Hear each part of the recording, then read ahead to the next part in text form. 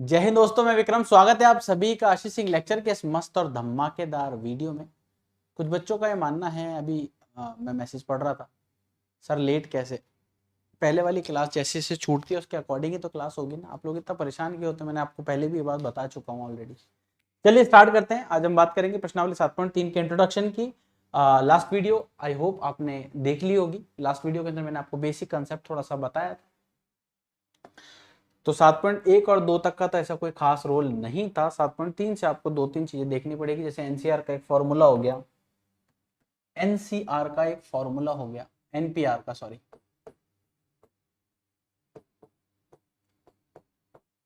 N का factorial बटा N minus are का फैक्टोरियल।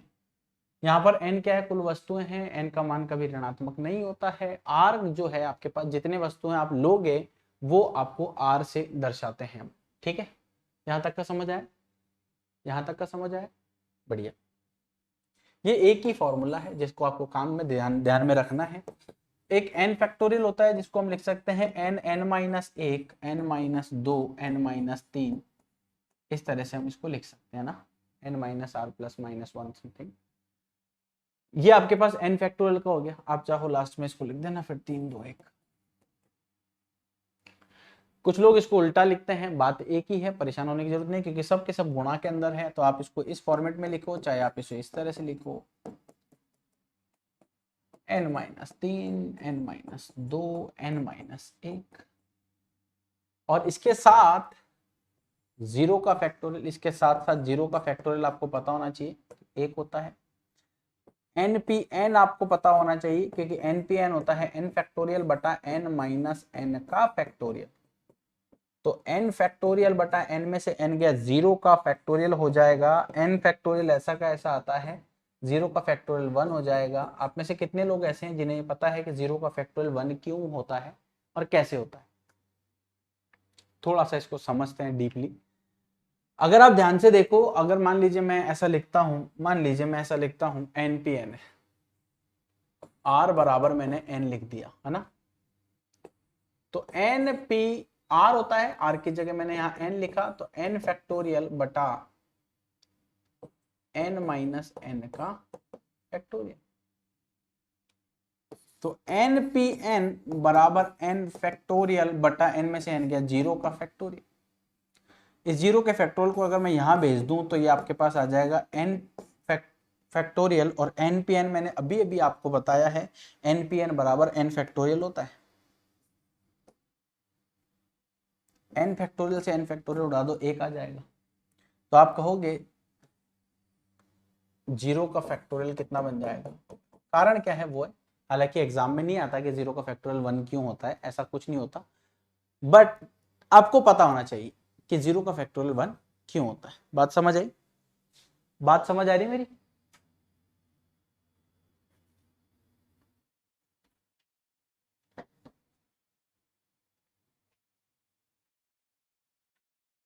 वेरी गुड, बहुत बढ़िया।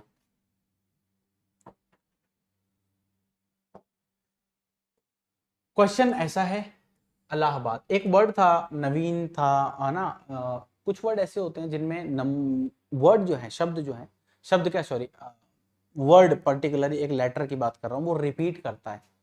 जैसे उदाहरण के तौर पर हम बात करते हैं, एक वर्ड है नवीन, नवीन, है ना। राजा, राजा, मिसिसिपी,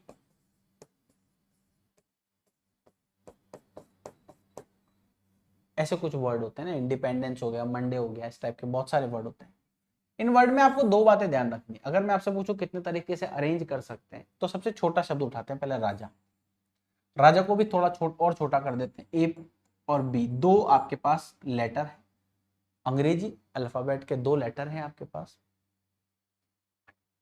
मुझे इसे अरेंज करना है, तो आप क्या कहोगे कि सर 2 गुणा 1 लिख दो, जैसा कि मैंने आपको सिखाया था ऐसा वाला। यहाँ पे कितने शब्द आ सकते हैं कि ए और बी कोई भी आ सकता है। यहाँ पे कितने आ सकते हैं कि जो यहाँ आ गया वो यहाँ नहीं आ सकता, तो यहाँ पर बचा हुआ कोई भी एक आ सकता है। तो दो तरीके से हम इन्हें सेट कर सकते हैं। पर जो शब्द बार बार रिपीट करते हैं ना, उन क्वेश्चंस को थोड़ा सा ध्यान से देखना पड़ेगा। जैसे मान लीजिए नवीन के अंदर आप देख सकते हो ए जो है एन जो है वो 2 बार रिपीट कर रहा है, ई जो है वो 2 बार रिपीट कर रहा है, तो 1 2 3 4 5 6 का फैक्टोरियल बटा ए तो एक बार ही है, एन जो है वो 2 बार आ रहा है इसलिए बटा में 2 का फैक्टोरियल, और ई जो है वो 2 बार आ रहा है इसलिए बटा में 2 का फैक्टोरियल। हम ऐसा क्यों करते हैं, 2 का फैक्टोरियल करने की जरूरत क्या पड़ गई, 3 बार आ रहा है तो हम जरूरत क्या पड़ गई कि उसको 3 बार जो है 3 का फैक्टोरियल डिनोमिनेटर में लगा रहे हैं, क्या कारण है उसका? इसका कारण बड़ा ही सिंपल सा है, अगर आप थोड़ा सा समझने की लॉजिकल समझने की कोशिश करें तो देखो, माला देखी कभी आपने, माला कोई सी माला ले लो, उस माला को मान लीजिए मैंने पहन लिया, अब यूं खोला, यूं पलटा और फिर पहन लिया, इससे कुछ फर्क पड़ा क्या? कोई फर्क नहीं पड़ेगा। और जब फर्क नहीं पड़ता है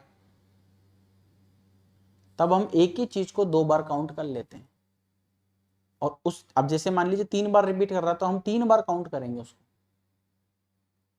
इसीलिए हम क्या करते हैं, जो 3 बार काउंट है उसको हम क्या करते हैं कि भाई 3 का फैक्टोरियल इसलिए ले लिया क्योंकि एक ही चीज 3 बार यहाँ पर आ रही है, 4 बार आ रही है तो 4 ले लेंगे, 5 बार आ रही है 5 ले लेंगे, 6 बार आ रही है 6 ले लेंगे, 7 बार आ रही है 7 ले लेंगे। बात समझ आए?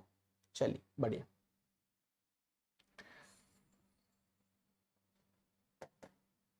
आगे देखिए, अब इलाहाबाद शब्द के अक्षरों से बनने वाले क्रमचयों की संख्या ज्ञात कीजिए। 2 तरीके मैं आपको बता देता हूँ, पहला तो ये है, इनको काउंट गिन लो, 1 2 3 4 5 6 7 8 9। तो आप एक तो तरीका ये है, 9 का फैक्टोरियल जो रिपीट कर रहा है वो लिख दो। एक तरीका क्या है, प्रॉपर लिखो इसको, तरीके से लिखो कि भाई यहां पर ए जो है, ए कितनी बार आ रहा है, 1 2 3 4 बार, है ना। एल कितनी बार आ रहा है, आप कहोगे 2 बार, 2 बार। ए आ रहा है 4 बार, एल आ रहा है 2 बार, एच एक बार ही आ रहा है, बी एक बार आ रहा है, डी एक बार आ रहा है, बाकी इनकी जरूरत ही नहीं है। अब जो 2 बार, जो एक से ज्यादा बार आ रहा है बस उसे लिख लो। अब इलाहाबाद है तो इस पूरे के अंदर अक्षर कितने हैं, आप कहोगे सर इसमें 9 अक्षर है, तो आप लिखोगे 9 का फैक्टोरियल बटा, ये आ जाएगा 4 का फैक्टोरियल, ये आ जाएगा 2 का फैक्टोरियल। इसे हल करोगे तो 9 गुणा 8 गुणा 7 गुणा 6 गुणा 5 गुणा 4 का फैक्टोरियल बटा 4 का फैक्टोरियल गुणा 2 का फैक्टोरियल। तो यहां पर आप देख सकते हो 4 से 4 कट जाएगा, 2 का फैक्टोरियल कितना होता है, 2 ही होता है, 2 से इसको काट दो 4 बार कट जाएगा। अब आप इसको सॉल्व कर लो, 6 पंजे 30 होता है, 3 इंटू 7 7 21 210 और 9 चौक 36, तो ये 36 हो जाएगा, 7 छिंग 42 पंजे एक आपके पास हो जाएगा, 5 छंग 30, 30 इंटू 7 210 हो जाएगा ना। चेक कर लेना भाई फिर भी एक बार, है ना। और ये 2 का फैक्टोरियल मैंने डायरेक्ट नहीं काटा है, 2 का फैक्टोरियल 2 ही होता है इसलिए मैंने इसको काटा है। इसको यूं मत काट देना कि 2 से इसको उड़ा दे सर ने, नहीं ऐसा नहीं किया मैंने।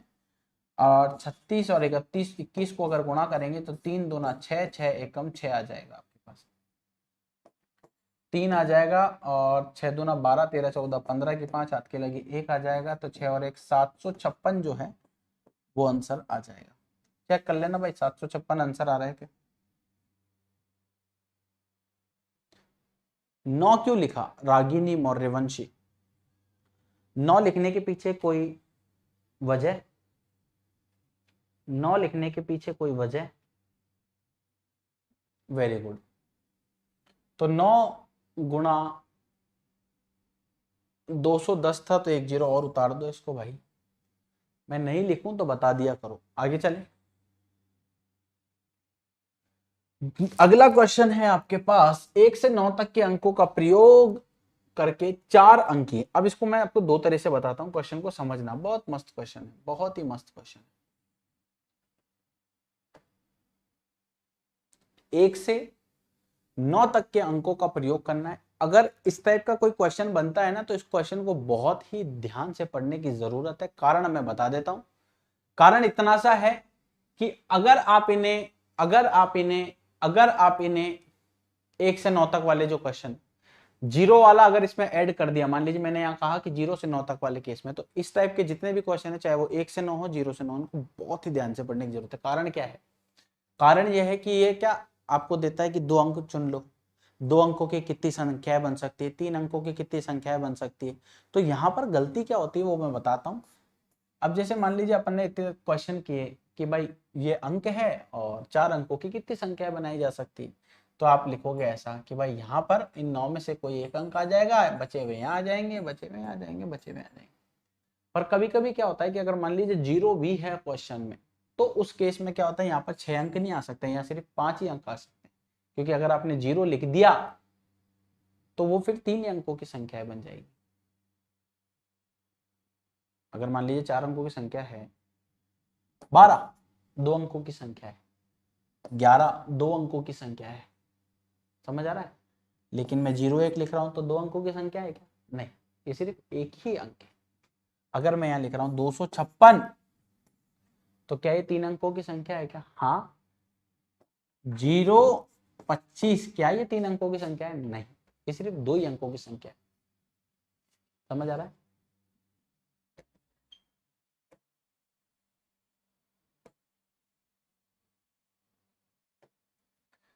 तो अगर हम इसको दूसरे तरीके से, एक तरीका तो मैंने आपको बताया ये वाला, दूसरा क्या है कि 9 अंक है, कुल अंक कितने हैं? 9, और अंक कितने चुनने हैं आपको? 4। तो फॉर्मूला इसमें अगर हम पीएनसी वाला लगाएं, एनपीआर वाला फॉर्मूला, तो इस फॉर्मूले के अनुसार n बराबर 1 से 9 तक कितनी संख्याएं होती हैं? 9 संख्याएं होती हैं। r 4 संख्याएं आपको लेनी है। 1 से 9 तक 9 संख्याएं होती हैं, 4 अंकों की संख्या बनानी है। तो फॉर्मूले में रख दो 9 पी 4, 9 का फैक्टोरियल, 9 में से 4 गया, 5 का फैक्टोरियल, तो 9 8 7 6 5 बटा 5 का फैक्टोरियल। तो यहां पर इससे ये कट गया, 7 6 42, 8 9 72, 7 चौक 28, 2 दूनी 4, 4 दूनी 8, 7 दूनी 14, 14 और 6 20 और 2 22, तो 4 2 8 और 2 10, 1 2 और 1 3, 3024 जो है, 3024। इसको हल करने पर आपको प्राप्त हुआ 3024। तो 3024 संख्याएं बनाई जा सकती। 1 से 9 तक की अंकों की संख्याओं को देख लें। इसमें एक बात का ध्यान रखना, ये अगर ये दिया होगा तब ही आपको ये अप्लाई करना है कि पुनरावृत्ति नहीं होगी, क्योंकि अगर पुनरावृत्ति हुई तो मामला बिगड़ जाएगा। पुनरावृत्ति हुई तो मामला बिगड़ जाएगा। कारण क्या है कि भाई इस केस में तो एनपीआर में तो संख्या ही अलग अलग है चारों, तभी तो 4 लिखा है। पर चारों ही अगर एक जैसी संख्या हुई तो 9 गुणा 9 गुणा 9 गुणा 9 आ जाएगा। कंसेप्ट समझना। पुनरावृत्ति है। अब मैं इसी क्वेश्चन को ऐसा भी कर सकता हूं, अगर मैं चाहता तो इसको ऐसा भी कर देता। सेकंड मेथड देखो, 4 अंकों की संख्या है, यहां पर कितना आ सकता है कि 9 में से कोई भी एक अंक आ सकता है। यहां पर कितना आ सकता है कि 9 में से कोई भी एक अंक आ सकता है। सॉरी, पुनरावृत्ति नहीं है तो बचे हुए 8 में से कोई भी एक अंक आ सकता है। और यहां बचे हुए 7 में से, यहां बचे हुए 6 में से। इधर देखो 6 7 8 9, इधर देखो 6 7 8 9, बात एक ही है, नया कुछ नहीं कराया मैं।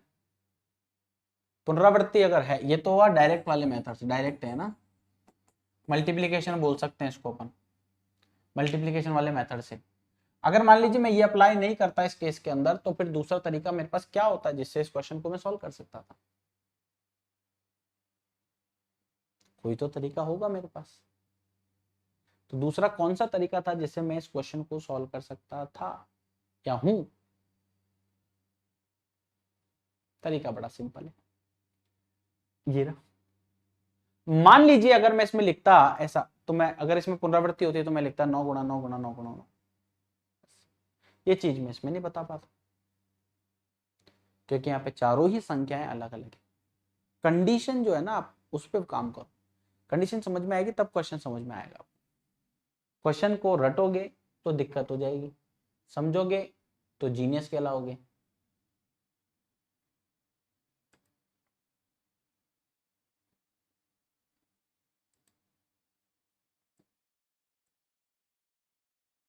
वेरी गुड राजनंदिनी, ये क्वेश्चन था आपके पास। अगले क्वेश्चन की तरफ चलते हैं। अगला क्वेश्चन आपको दे रखा है 100 से 1000 के बीच। अब देखो ये भी वही संख्या है, ये इंपॉर्टेंट है। देखो इस क्वेश्चन को थोड़ा इंपॉर्टेंट मार्क करना, अच्छा क्वेश्चन है, अच्छा क्वेश्चन। 100 से 1000 के बीच कितनी संख्याएं ऐसी जिन्हें अंक इससे बनाया जा सकता है। इस क्वेश्चन में दो बातें बड़ी काम की है। पहला तो इसके और इसके बीच में, मतलब 101 और अंतिम अंक कितना है, इसके बीच में ये संख्याएं होती है ना। अब आपको तो केवल वही संख्याएं बनानी है जो इन डिजिट से बन सकती हो, इसके अलावा आप अप्लाई नहीं कर सकते इसमें कुछ। बात समझ रहे हो? इसके अलावा आप अप्लाई नहीं कर सकते। कारण क्या है, क्यों अप्लाई नहीं कर सकते? देखो इसमें इसने क्या कहा भाई, इसमें तो 998 भी आता है, 998, इसमें 716 भी आता है, पर ये तो इनसे नहीं बनेंगे।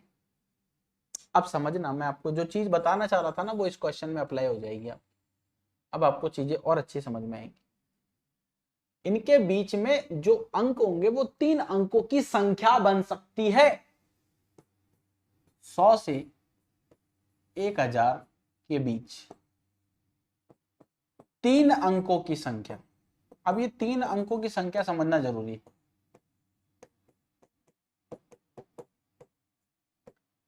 अब इसको करने का एक शॉर्टकट मेथड भी है और एक मेथड जो आपकी बुक का है उससे भी कर सकते हैं। शॉर्टकट मेथड में तो क्या है, वही वाला है कि भाई आगे 0 नहीं आएगा, कोई दूसरा नंबर टिका दो। कैसे? 3 अंकों की संख्या है तो ये 1, 2 और 3।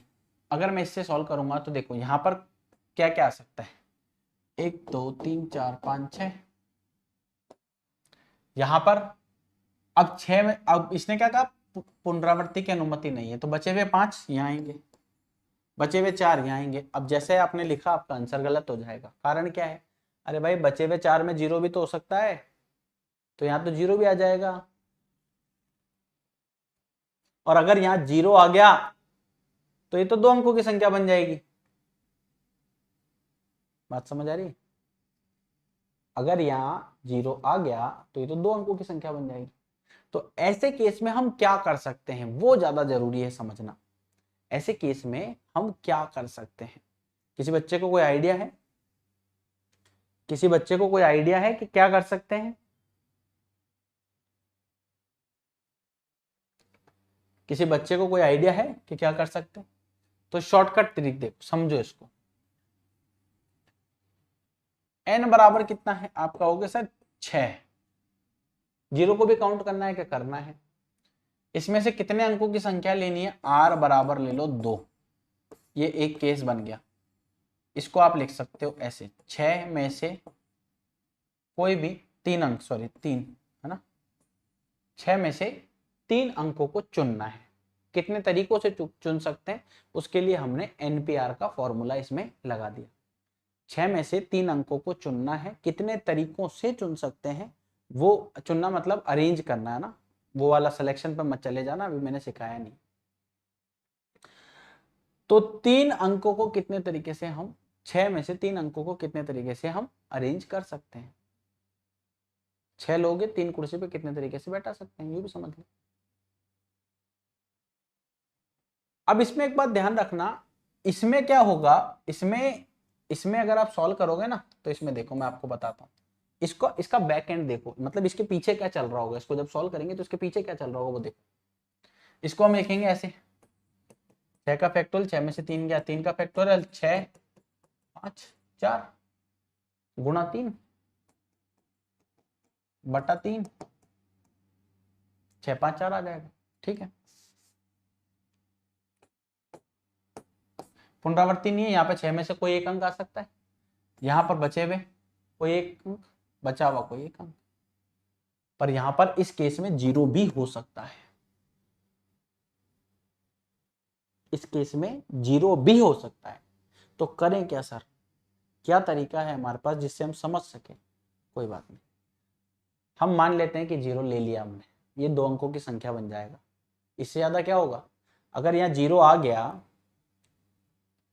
यहां पर 0 आ गया तो ये 2 अंकों की संख्या बन जाएगा। कोई बात नहीं, हमें तो 3 अंक चाहिए वैसे भी। तो एक काम करते हैं, 3 अंकों की जितनी संख्या होती है ना वो सब निकाल लेते हैं, और उसमें से हम 2 अंकों की जितनी संख्या बनेगी उनको घटा देते हैं, तो मामला क्लियर हो जाएगा। बात समझ आ रही है? 3 अंकों की जितनी संख्याएं बन सकती है वो ले लो, उसमें से घटा दो क्या, 2 अंकों की जितनी संख्याएं। तो इससे आपके पास जो बचेगा वो क्या बचेगा, 3 अंकों की कितनी संख्याएं बनेगी। देखो कैसे, हमने एक बार मान लिया कि भाई 4 यहां पर आता है, इसको हल करेंगे तो ये आ जाएगा 6 का फैक्टोरियल, 6 माइनस 3 का फैक्टोरियल। देखो मैं चाहता आपको तो क्वेश्चन डायरेक्ट भी करा सकता था, डायरेक्ट कराने में कोई हर्ज नहीं है क्योंकि सिंपल ही है ना। लेकिन मैं चाहता हूं कि आप समझो चीजों को, अगले साल जो भी बच्चा आईआईटी की तैयारी कर रहा है उनके लिए बहुत काम की चीज है। मैं इसके और अच्छे लेवल के क्वेश्चन भी आपको कराऊंगा, लेकिन पहले एक बार बेसिक आपका स्ट्रॉन्ग हो। 6 पंजे 30, 3 चौक 12, 120 आ जाएगा। इसमें क्या है, इसका मतलब क्या है, 6 पी 3 का, इसमें वो अंक भी मौजूद है, इसमें जो पहला अंक है वो 0 भी मौजूद है। यहां लिख लेते हैं, अपन एक काम करते हैं, यहां लिख लेते हैं,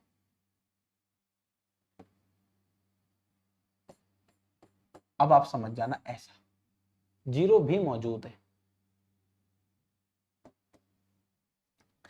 एक केस ले लेते हैं, n बराबर 5, हम मान लेते हैं 0 हटा ही देते हैं, फिक्स कर देते हैं इसको ना, मान लेते हैं 0 यानी आएगा, कहीं और आएगा। ठीक है साहब, पुनरावृत्ति नहीं है क्योंकि एक बार में एक ही अक्षर ले सकते हैं। r बराबर अब कितना होगा, r बराबर अब 2 ही आएगा। कारण क्या है, क्योंकि आपको 3 अंक लेने, एक को आपने फिक्स कर दिया। मान लीजिए मैं इसको यूं समझिए कि मैंने इसमें 0 को फिक्स कर दिया, पहले नंबर पे फिक्स कर दिया 0 को, बोले तो साले यहीं पर ही आएगा, इसके अलावा कहीं नहीं आ सकता। तो बाकी बचे हुए तो इन्हीं को अरेंज कर सकते हैं, इसको तो अरेंज कर नहीं सकते थे। कारण क्या है, क्योंकि इसको तो हम बांध चुके हैं फेविकॉल लगा के, इसको आपने फेविकॉल लगा के चिपका दिया, तो ये तो अपनी जगह से हिल ही नहीं सकता। इन दोनों की जगह छेड़ सकते हैं हम, यानी कि 0 हट गया अब इस पूरी पिक्चर में से। ये इतने सारे दोस्त थे, इसमें से गंजे को हटा दिया, बचे कितने, 1 2 3 4 5, तो उन 5 को ही अब सेट करेंगे हम यहाँ पर। समझ आ गया? ठीक है, तो इसको मैं क्या लिख सकता हूँ कि 5 लोग हैं, 2 लोगों को कितने तरीके से, 5 में से 2 लोगों को कितने तरीके से अरेंज कर सकते हैं, वही वाली बात है। तो 5 का फैक्टोरियल, 5 माइनस 2 का फैक्टोरियल, तो आप लिख दो 5 का फैक्टोरियल, 5 में से 2 गया, 3 का फैक्टोरियल, इसको लिख दो 5 गुणा 4 गुणा 3 का फैक्टोरियल बटा 3 का फैक्टोरियल, काट दो, 5 चौक 20। तो आप क्या लिखोगे, 6p3 माइनस 5p2 अर्थात 120 माइनस 20, 100। ये आपका आंसर होगा। मतलब 101 से लेके 999 तक में 100 अंक ऐसे हैं जो 1 2 3 4 5 से बन सकते हैं।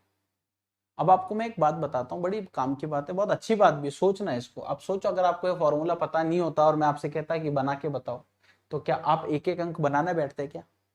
ये तो अच्छा है कि आपको फॉर्मूला पता है, आप अप्लाई करोगे आंसर आ जाएगा। जैसे अप्लाई करोगे वैसे ही आंसर आ जाएगा।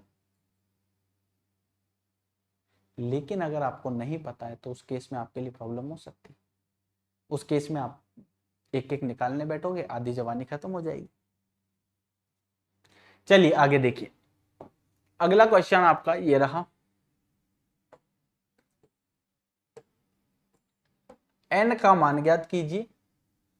n का मान ज्ञात कीजिए इस प्रकार की, np5 बराबर 42, np5 बराबर 42 गुणा np3, यहाँ पर n का मान जो है 4 से बड़ा होगा। ठीक है, पहले वाले भाग को देखो, n का फैक्टोरियल, n-5 का फैक्टोरियल, 42 गुणा n का फैक्टोरियल, n-3 का फैक्टोरियल। इसको अपन हल कर सकते हैं कैसा, n का फैक्टोरियल, आप चाहो तो इसको यहाँ भेज दो, मैं थोड़ा सा इसको इजी कर देता हूँ ताकि आपको समझना आसान हो जाएगा ना, एक स्टेप बच जाएगा इससे। इसको इधर भेज देंगे तो n-3 का फैक्टोरियल, और इसको नीचे भेजेंगे, वज्र गुणा करेंगे ना, इसको नीचे भेज दिया, इसको यहाँ भेज दिया। ठीक है, समझ में आया या नहीं आया, क्लियर है ना। अब आप यहां देखो, n से n गया, n-3 का फैक्टोरियल है। जब भी हम किसी का फैक्टोरियल खोलते हैं तो n आता है, फिर उसमें से एक कम आता है, फिर उसमें से एक कम, एक कम, एक कम। अगर मैं इसको खोलूंगा तो n-5 -1, n-5 -2, n-5 -3 ऐसा चलता रहेगा। लेकिन इसको ओपन करूंगा तो क्या आएगा, n-3, n-3 -1, n-3 -2 ऐसा चलेगा। तो हमेशा इसको ओपन करना, पहले मन में करके देखना वरना दिक्कत हो जाएगी। अब क्या बन जाएगा, 5 बन जाएगा, और 5 से 5 कट जाएगा। आप तो देख लेना बड़ा कौन सा है छोटा कौन सा है, फिर उसके आधार पर आप आराम से क्वेश्चन को सॉल्व कर सकते हो। बराबर 42। अब इसको मैं लिख नहीं रहा हूं, n-3, n-5 है, ये कट गया, हट गया है पूरा का पूरा। अब इसको सॉल्व कर लो, सॉल्व करोगे तो n-3 और ये बन जाएगा n-4 बराबर 42। इसको हल करोगे तो ये बन जाएगा n² प्लस -3 4 n प्लस -3 गुणा -4 बराबर 42। इसको आप लिख सकते हो n² -7n minus minus plus 12 बराबर 42। तो n² -7n प्लस 12 माइनस 42 बराबर 0। n² -7n, 2 में से 2 गया, 2 में से 2 गया 0, 4 में से 1 गया 3 बराबर 0। अब 7 चाहिए, तो 7 कैसे कैसे बन सकता है, 7 कैसे कैसे बन सकता है, सोचने वाली बात है। तो 15 दूनी 30 होते हैं, 6 पंजे 30 होते हैं, 3 और क्या क्या गुणनखंड हो सकते हैं इसके, 42 ही है ना ये, कोई आगे पीछे तो नहीं है। ठीक है, तो n का मान वैसे में बता रहा है कि 4 से बड़ा आएगा, तो और क्या हो सकता है, 5 अंक 30, 6 और 5 11 होता है, 7n तो सही है ना अपना भाई, इधर देख लेना कोई गलत और गलत वलत तो नहीं है ना। और क्या हो सकता है, करके देखते हैं, चलो कोई नहीं। अब तो n बराबर -20 -b, श्रीधराचार्य से कर रहा हूं, प्लस माइनस √b² -4ac बटा 2a। इसको हल करेंगे तो n बराबर प्लस का 7 प्लस माइनस √7 का square 49 plus minus minus plus 4 तिया 12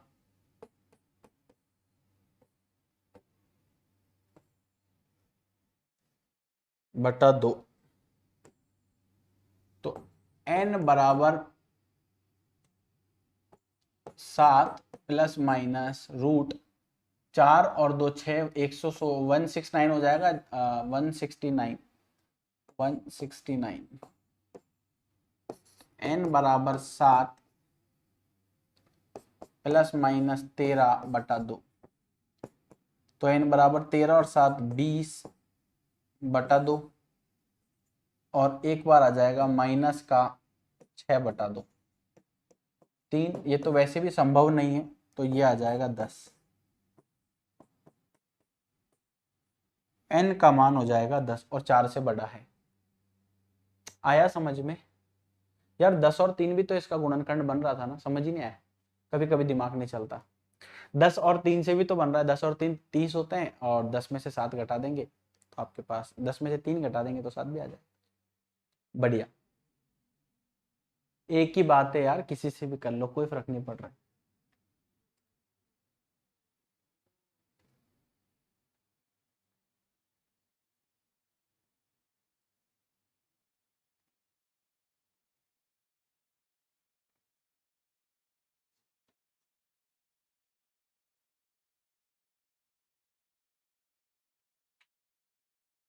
समझ आया क्या? तो ये एक पार्ट था इसका, एक पार्ट और है, इसको भी सॉल्व करते हैं चलो।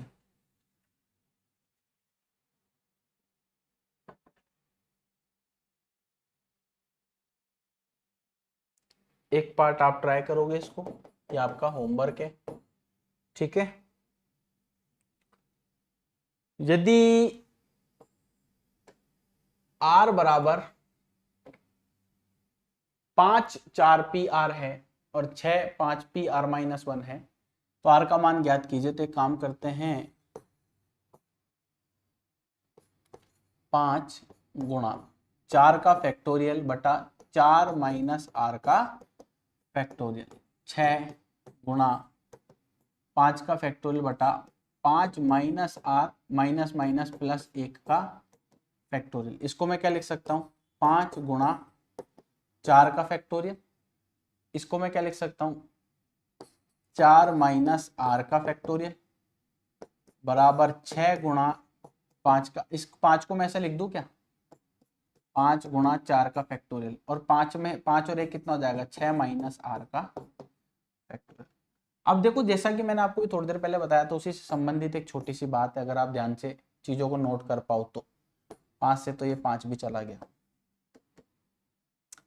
ऊपर तो यहाँ पर तो आपके पास 1 बचा, ये लिख दिया। अब मैं इसको ओपन करूं, इसको ओपन करूं, एग्जाम में आपके दिमाग में ये आएगा कि मैं इसको ओपन करूं या इसको ओपन करूं। करने के लिए आपको सिंपल सा देखो क्या करो, मैं इसको ओपन करूंगा तो आएगा 4 माइनस आर, फिर अगला पद आएगा इसका 4 माइनस आर माइनस 1। इसको ही हल करके देख लो, यहीं पे 4 में से 1 गया 3, लेकिन 3 तो आ ही नहीं रहा है, इसका मतलब इसको नहीं, इसको खोलना है। इसमें से 1 घटाऊंगा तो 5 हो जाएगा, फिर 2 घटाऊंगा तो 4 आ जाएगा। चीजों को इस तरह से करना, तब जाके समझ में आएगी, अदरवाइज रटोगे तो कोई मतलब नहीं निकलेगा।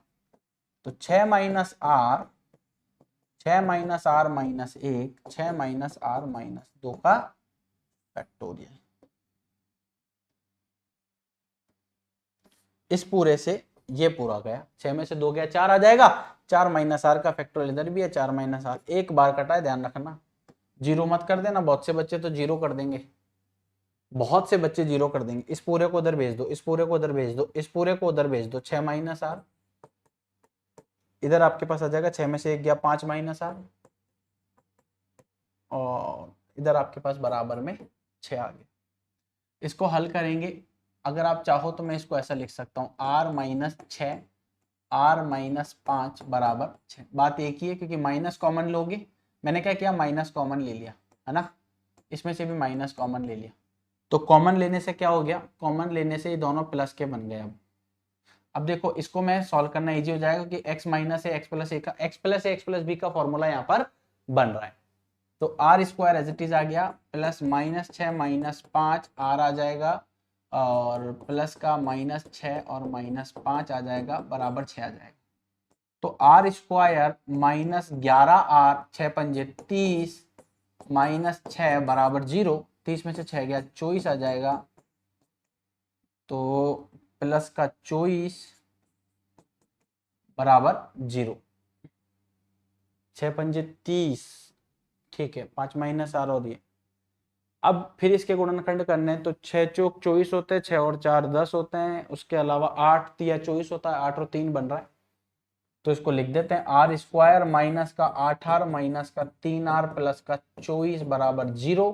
इन दोनों में से r कॉमन आ रहा है, तो r माइनस 8 बच जाएगा, माइनस 3 कॉमन आ रहा है, तो r माइनस 8 बच जाएगा। तो r माइनस 3 और r माइनस 8, r माइनस 3 और r माइनस 8 बराबर 0। तो r का मान आ गया 3 और r का मान आ गया r माइनस 8 को 0 के बराबर रखोगे तो r बराबर आ गया 8। इसको थोड़ा सा पूरा लिख देते हैं। r माइनस 3 बराबर 0 लिखोगे तो r बराबर आ जाएगा 3। ये दो मान आ गए। क्वेश्चन में आपको ये दिया था, आपसे पूछा था कि r का मान क्या होगा, तो ये सिंपल से इसके r के मान थे। समझ आ गया? बहुत बढ़िया, बहुत ही अच्छा, अच्छा कर रहे हो आप लोग। समझ आ गया अच्छे से? Very good. 8:3। जिसका भी आंसर आया बहुत ही बढ़िया।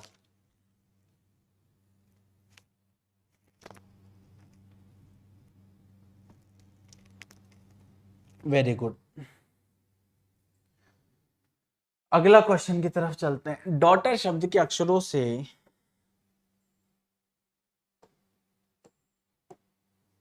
डॉटर शब्द के अक्षरों से 8 अक्षर वाले विन्यासों की संख्या ज्ञात कीजिए यदि ये सब स्वर एक साथ हो। क्वेश्चन बड़ा इंपॉर्टेंट है, एग्जाम में आया हुआ है, मार्क करना इंपॉर्टेंट है। अच्छा क्वेश्चन है,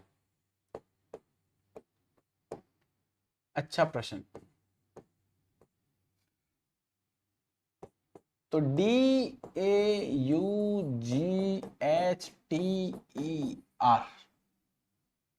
क्या पूछा है? डॉटर शब्द के अक्षरों से 8 अक्षर वाले विन्यासों की संख्या ज्ञात कीजिए। कर लेंगे साहब। पहला केस। अच्छा पहले आप मुझे बताओ ये कितने लेटर्स हैं? 1 2 3 4 5 6 7 8। तो आप पहला तो यही लिख दो 8 का फैक्टोरियल। रिपीट कोई कर नहीं रहा है, यानी कि इसको 8 के फैक्टोरियल के तरीके से हम अरेंज कर सकते हैं। पहली बात तो इतनी सी। दूसरी बात में इसने कहा सब स्वर एक साथ आएंगे, तो स्वर क्या है इसके? ए ई आई ओ यू होते हैं और ई। तो सब स्वर एक साथ आएंगे। हाँ तो ले लेना एक साथ, हमने कभी मना किया। डी लिखा, जी लिखा, एच लिखा, टी लिखा, आर लिखा। बाकी के तीनों को एक साथ लिखा। ए यू और ई इसको एक साथ लिख दो और बाकी सबको ऐसे लिख दो। अब आप क्या कहोगे सर? 1 2 3 4 5 6 हो गया सॉल्व। इन 6 को अरेंज करूंगा तो ये आ जाएगा। 1 2 3 4 5 6, इन 6 को अरेंज करूंगा तो हो सकता है ये आ गया जाए इधर। फिर इन तीन को भी तो अरेंज करूंगा ना। जरूरी है क्या ए यू ई ही होंगे? ये ऐसा भी तो हो सकता है।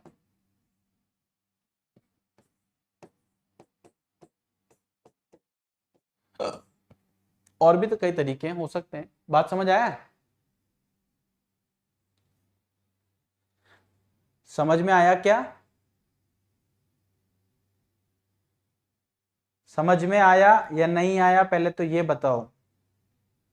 बात समझ में आई या नहीं आई? तो ये ऐसा भी हो सकता है, ये ऐसा भी हो सकता है। पर आप क्या कहोगे? सर ये 3 लेटर है, 3 लेटर हैं, तो अपन एक काम करें, गुणा कर देते हैं 3 का फैक्टोरियल। हो गया सॉल्व। ज्यादा इजी हो जाएगा। सेकंड पार्ट में इसने कहा कि सब स्वर एक साथ नहीं आएंगे। ठीक है, मतलब हम तो कह रहे हैं, तो हम क्या कह रहे हैं? साथ आते हैं, साथ नहीं नहीं रहे, साथ नहीं रहे। इसके लिए आप क्या करोगे? टोटल माइनस साथ रहे।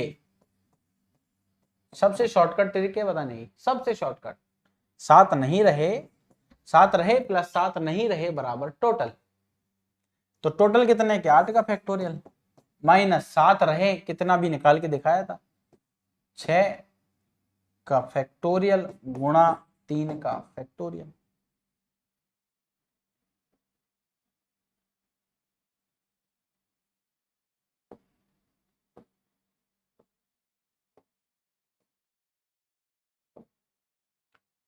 तो 6 का फैक्टोरियल गुणा 3 का फैक्टोरियल, उसको आप माइनस कर दो 8 के फैक्टोरियल। तरीका एक ही है, सिंपल सा। 8 का फैक्टोरियल जो है आप पूरा सॉल्व करना और फिर उसके बाद आप चाहो तो इसको सॉल्व कर सकते हो। एक तरीका और भी है कि 6 के फैक्टोरियल को आप कॉमन ले लो और उसके बाद आप सॉल्व कर सकते हो। पहले इसको लेकिन लिखना 8 गुणा 7 गुणा फिर 6 का फैक्टोरियल, ऐसे। आधे बच्चे तो बड़े जीनियस से लिख देंगे भी। 8 गुणा 7 गुणा 6 का फैक्टोरियल माइनस 6 का फैक्टोरियल गुणा 3 का फैक्टोरियल।